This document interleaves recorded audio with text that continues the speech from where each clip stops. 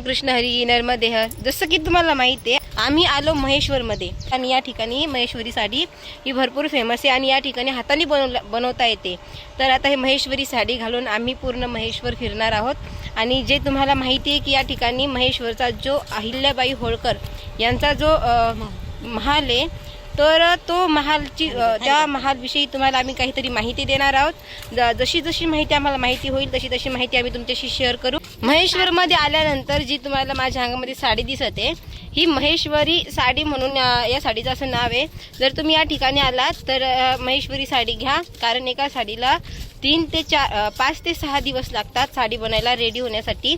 तर या ठिकाणी आल्यानंतर तुम्ही ही साडी घेऊ शकता आणि एका साडीची रेट म्हणजे 4,000च्या समोरच. महेश्वरला आल्यानंतर किल्ला बघताना तुम्हाला ना साईडच नर्मदा मैया लागते आणि काही नाव देखील अशी सुद्धा तुम्हाला नाव लागतात. अशा प्रकारे नाव या ठिकाणी असतात.